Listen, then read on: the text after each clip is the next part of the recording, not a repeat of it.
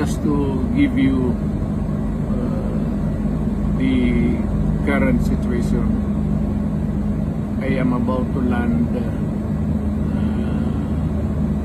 sa Hague. Galing ako Dubai. Stopover for it's a long haul, it's a long flight. Okay ako. Do not worry. And I think this is something to do with the